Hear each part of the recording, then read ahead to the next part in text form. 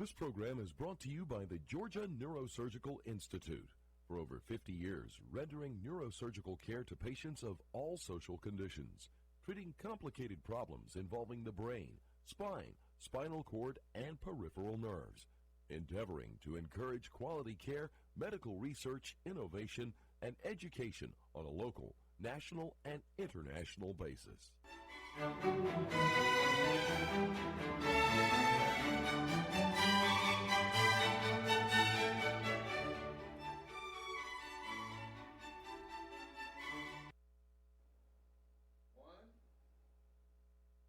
Good evening. My name is Joe Sam Robinson. It's my pleasure to have with us once again Dr. Buck Melton. Welcome, Buck. Greetings. Thank you. Well, we've had a lot of conversations about the presidency, and I'm just not even going to bring it up at this point. You've got to do it. You've got to save us from these choices. All right, moving Yes. past that. That's all I'll say. But moving past that. It's you or no one. Right, moving past that. You're a person in academics, and we've observed what should be and what is in the way the world works. We'd like to have in our country free speech. We'd like to have a free expression of opinions. We'd like for the good ideas to beat the bad ideas up. And the idea is a university is the place where that should be going on. And it's fair to say there's enormous suppression of free speech at our American universities, and it's just an extraordinary issue out there. It's a terrible thing that there's not free expression of different opinions. And recently, the University of Chicago, which I must say is a bastion of liberalism, one could say it's a great academic powerhouse with great, wonderful research being done there with really smart people.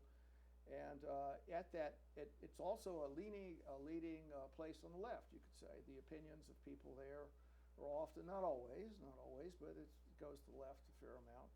They've recently come up with a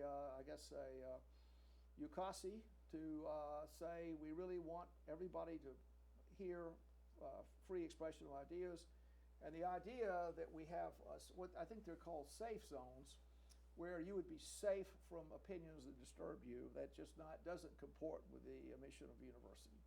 Now that's a sort of introduction, and I'll throw the softball in your direction and ask for you to opine on this. Well, I'll start by this word liberal. Because it's one of these words, just like conservative, that just have so much baggage, emotional and otherwise now, that when you say that Chicago is a bastion of liberalism and that higher education is a bastion of liberalism, we have to understand what kind of liberalism. When liberalism was first born, it was what we now call, or have to qualify by calling it, classical liberalism. And look at the etymology. Liberalism, to liberate the mind, to liberate us from the chains of the oppressive past. And so it's, of course, the same root as liberty, freedom, for instance, freedom of inquiry. Whereas today, when you hear the word liberalism, it doesn't mean to liberate in the same sense. It tends to mean equality. So equality means we all have equal value, we should all have equal standing, and we should all be sensitive to inclusion of everyone in this standard. So modern liberalism is not so much about liberty as it is about equality. And the idea of suppression of speech and speech codes and suppression of hate speech and coerced conformity all fit into not the classical idea of liberalism, but this modern idea of liberalism, that we are all special snowflakes and deserve to be protected. Yes, well, so you've got into the some of the epidemiology, some of the ideas about the way these things hash their way out. The way words change, and one can be reminded of 1984. Yes, freedom is slavery. Right. So the idea is that words can actually, removing a word from your vocabulary and substituting another word and another concept in some way imprisons you, does it not? So in a way, the people that are suppressing free expression of ideas on university campuses are sort of baying, if you wanted to say that, for prison chains. The idea that they're going to, comfort zones are in a way prison cells, Well, they're not. That you're in your little prison of, and there's not anything that's going to disturb your worldview, and it seems antithetical to the idea that we have to confront change in every sphere and understand a changing world. Yes, the theme song, I suppose, would be "Who Can It Be Now" from Men at Work. Yes. You've put yourself in that prison, and you've got a gun pointed at the door. Yes, yes. And you're not afraid to use it.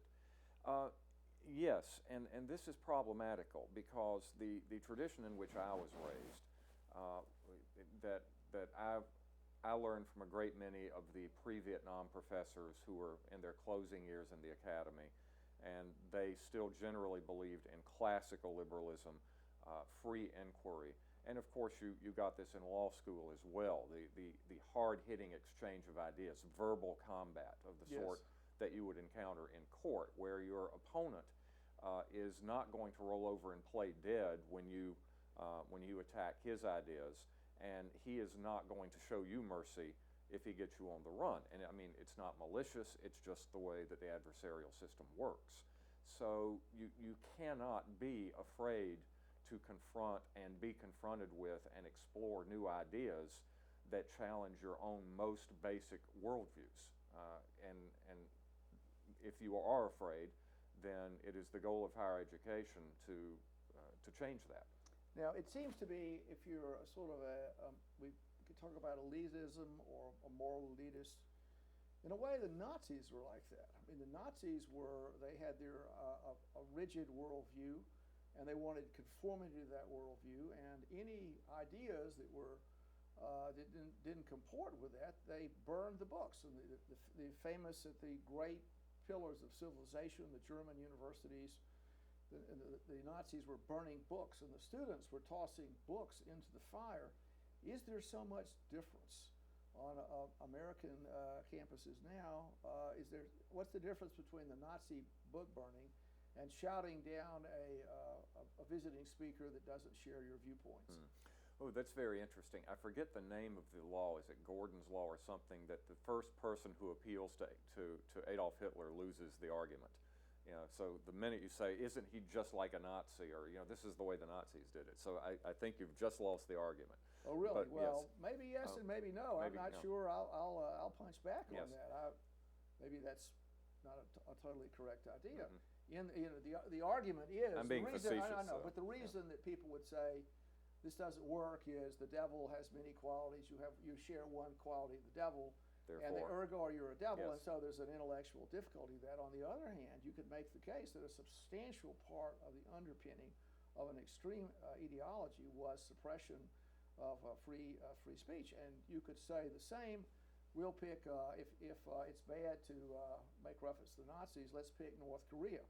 If you're in North Korea, you can hardly have opinions that are contrary to that of the government or anyone. And I mean, not only would you be shouted down on the North Korean university campus, you'd probably be arrested and you'd be murdered.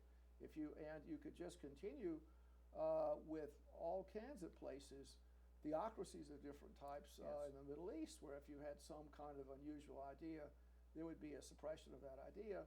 And what I'm getting into is just expanding the ideas of the Nazis, is that many places in the world, having different opinions, intellectual outriders face all kinds of travail and difficulties to a greater or lesser degree. I mean, just on the streets, just walking around.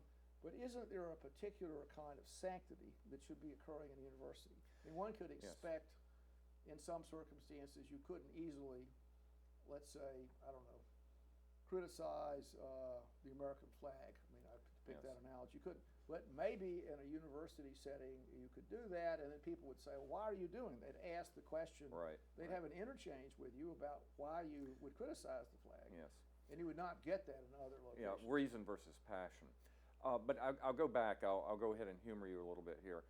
What is the difference between the Nazis and what's going on in modern campuses? I think the difference is one largely of style, and I would hope that we're not yet to the point of Nazism on campus, but I have known some professors in my time that it comes close. That American exceptionalism, the idea that we are better, that we are a liberal republic, we're trying to liberate ourselves from the chains of the past, took a huge body blow in the Vietnam era.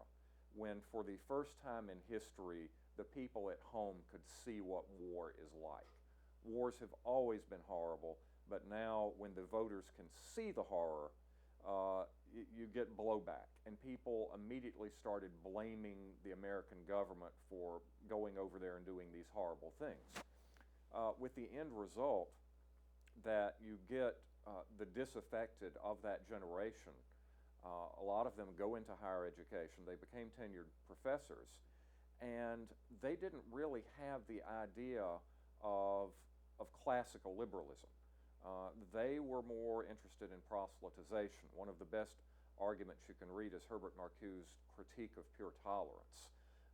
And yet, they're either self-deluding or they're hypocrites. And I'm not saying all professors are this way, but I have certainly known some who are this way. I knew them as a student, and I know them as a professor myself, or have known them as a professor myself, that they believe that they've got the right answers and that they are tolerant people. They talk about diversity, for instance. And I have been in seminars and colloquia, and I have been in faculty meetings where one of the professors there, usually the professor in charge, will say, now, I would like for us to talk this out and air all opinions and reach a consensus on this. And then when somebody who is there begins raising opinions that are dissenting opinions, that are highly critical, I would see the professor chairing the opinion get more and more agitated, and you could just see him or her going through her minds, why don't they agree with me? Why are they having to make trouble?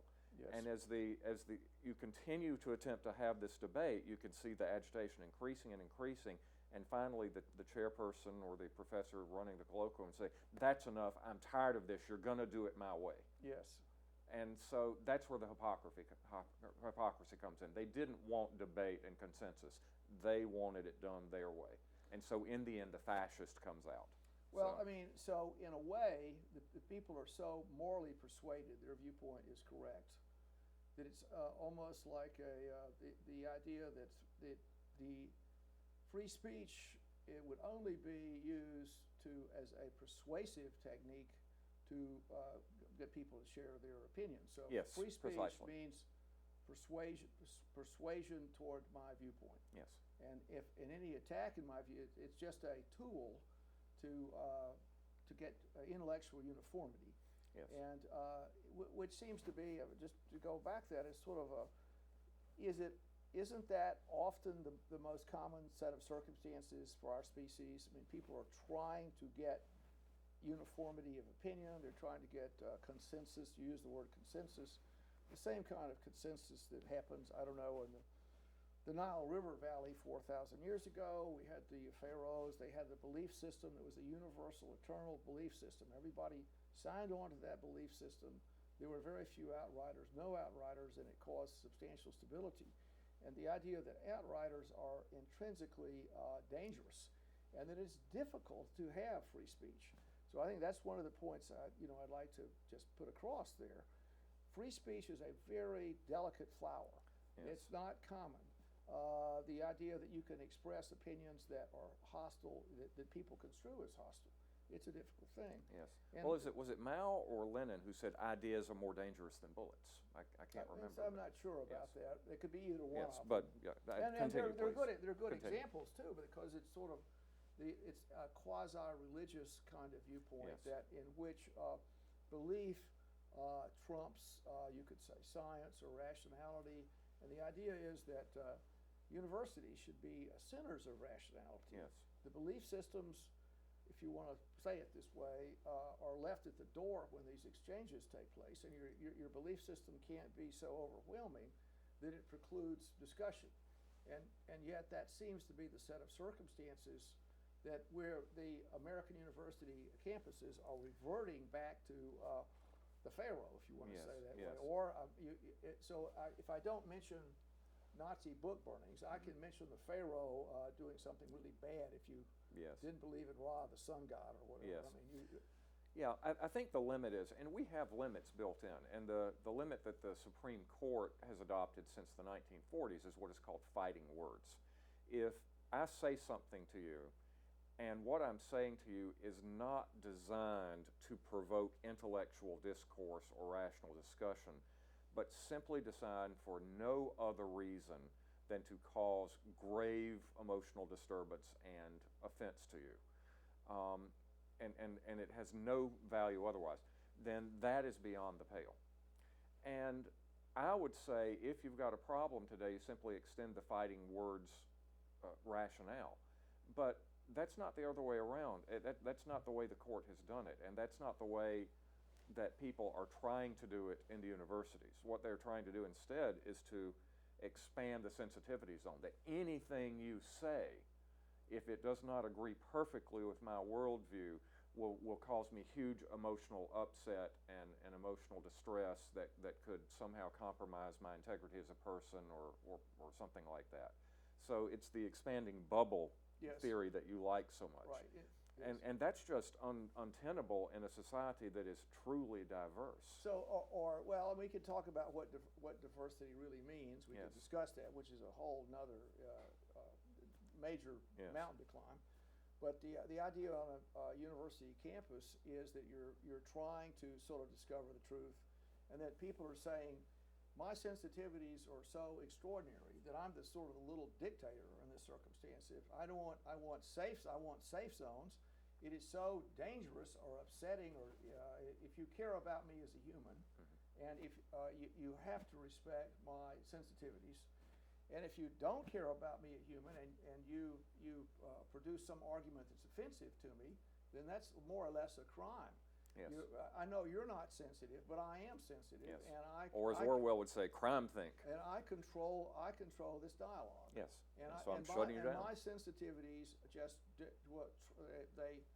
they rule the world. Yes. My personal sensitivities mean that no other arguments can be presented. Nothing that interferes with my belief system is appropriate. And at the same time, if I can say this, the contradiction is this way of looking at the world with great sensitivities is absolutely opposed to the idea of whatever diversity is. So I take it the definition of diversity is you have a lot of different people that look different, that have different names and different national origins, and they're all together. But in this group of people, there's an enormous uniformity in their belief systems, and doing that is almost an impossibility. Well, it makes it it's much more difficult to get a uniform belief system with diversity. Well, this is so why you'd expect more tensions under these circumstances. Well, this is why I always laugh whenever somebody uses the word diversity, because 90% of the time they don't mean it. As I think I've said on this program before, when the left uses the word diversity, they mean they want a populace, whether it be a student body or whatever, that looks like the United Nations but thinks like a Berkeley coffee shop. Yes. And I think the thing that we're missing from the formula for fighting words is the reasonable person standard. That would the reasonable, prudent person be offended in this circumstance?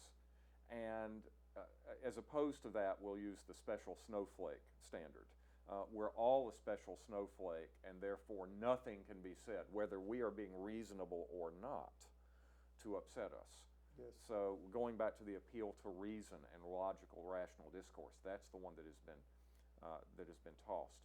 And to that, to the person who is ultimately going to reveal his or her inner fascist, I want dialogue, I want consensus. What? You're going to criticize me? Then shut up and do it my way. In one of the greatest seminars I ever had, a fellow student gave me a line that I will remember to my dying day. Sacred cows make the best hamburger. Yes. We are here in a university to butcher every sacred cow we come across. Yes. And if that's not what you want to do, then you are not in the liberal tradition as understood by the West since the founding of Oxbridge. Now, just to go through this, is a reaction against this. The University of Chicago is attempting, and that's I'll give great praise to that university. Indeed. It's really it's a tremendous place. And they're saying, wait a second, you guys are going to have to allow this to happen. The sort of leading intellectual lights of the place are saying that. And is that going to be something that reverses this academic arrangement? Or maybe over time, but I don't see much going that way. I think another one of these delicious ironies that many of the collectivist left faculty members at Chicago are saying that the university administration cannot dictate to me what I do in my classroom. They cannot tell me that I have to be tolerant of dissenting views. Yes. Which you see the irony in that, Yeah, of course, and that's of straight course. Marcusean thinking. Yes, So, yes. Now, yeah, and just to discuss the situation with this rigidity of viewpoints, if a person, I would imagine, I mean, just to go through this, there's sort of a coda out there about non-classical liberalism, which is, for many reasons, it has captured the academic high ground. And if a person said, well, I don't go along with that, I don't share those beliefs, there's all kinds of terrible problems that person faces. I mean, in every way, it's a really, really bad thing. It's like if you have a contrary viewpoint, you're just something wrong with you, you're wicked. Basically, something like the Hollywood blacklisting, which is Yes. the converse of that. You sort of would be blacklisted as in your academic career or in any way that you're attempting to exist in this world that's so strongly in one direction. Yes. It would be something just wicked about you. There's something fatally flawed as you as a person if you don't share this general academic liberal opinion. Yes. Well, as a minor example of that, at a certain national law school at which I was once a faculty member, another faculty member liked to point out at every faculty meeting, every chance he got, that he was one of only 2 registered Republicans on a law school faculty of more than 40 people. Yes. Now, just based on the law of averages, if we really believed in diversity, you should have, well, not 50-50, but you should probably have more than 2. So why is it that that's happening? Is it a conspiracy? Is it luck of the draw? Conspiracy is a pretty strong statement. You can make an argument that that registered Democrats, for whatever reason, are drawn more to higher education than others, and some people, have argued that. I saw one argument with a straight face that Democrats are smarter than Republicans, so that's why you have more Democrats on college faculties. Yes. Go figure. And I must say that there are some schools that are extremely right-winged. Best example to come to mind would be Bob Jones University, for instance. Yes, right. So we don't need to paint with too broad a brush. And I certainly don't mean to impugn registered Democrats who don't act this way. Sure.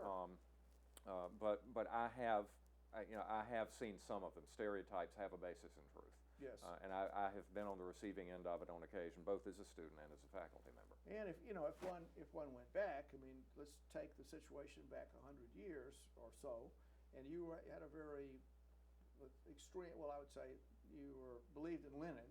Yes. Then you were going to have Yes, a hard indeed. time getting tenure. You're going to have a hard time making it. Absolutely. I mean, you might even be arrested. I mean, the things could all. I mean, you certainly would be called before the House Un-American Activities Committee. All kinds of things would happen. You'd be in a lot of trouble. Yes. For having viewpoints that were to the left at that point, and it would be much safer to be an Eisenhower Republican. Yes.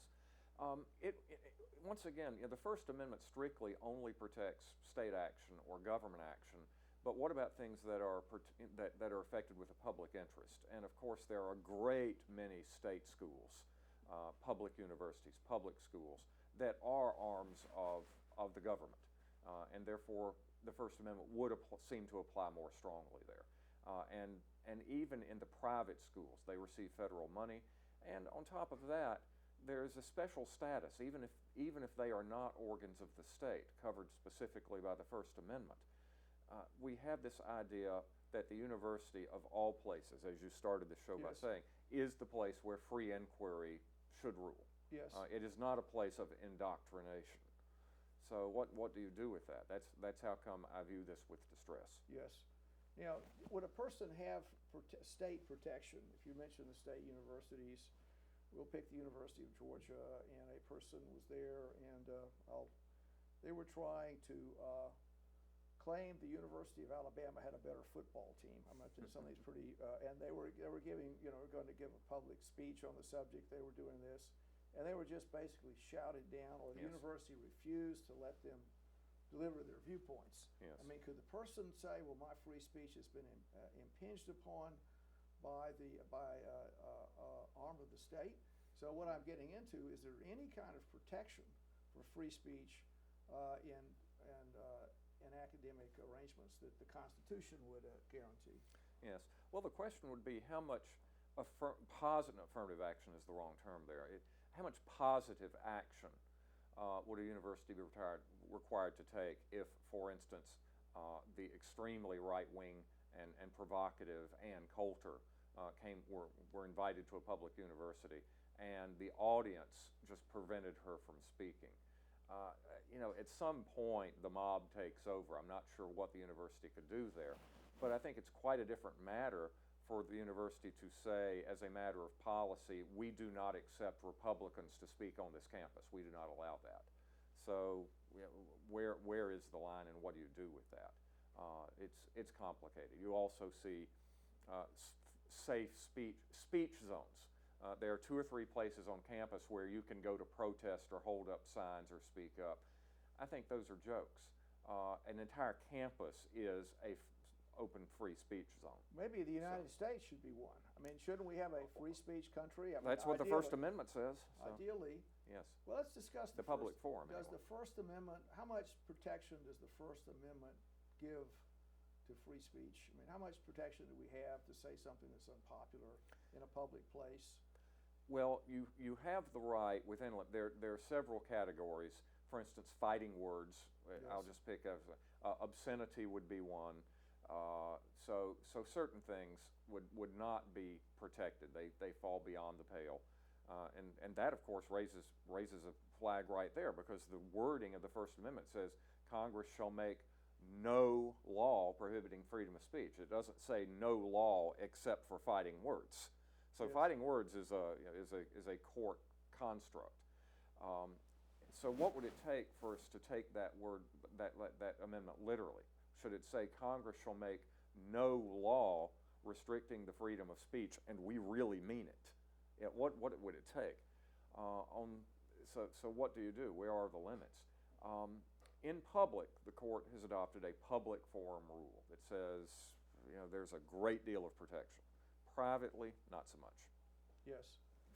Well, what's your prediction for the future? I mean, what's going to happen in the academic world? Is it just going to stay the same, or do you think there'll be a swing back at University of Chicago? One would hope there would be a swing back. What has happened at Chicago, I think, is a very good sign. As to whether or not it takes, I don't see anything heading really in that direction. Quite the opposite. Well, it's a difficult balancing act, isn't it? Trying to keep young people more or less yes. content in a very interesting time in their life. Corrupting the youth of Athens. Right, it's a tough time. Well, Indeed. okay. Well, Bucky, thank you so much for being here. We'll talk some more. Indeed. Thank you.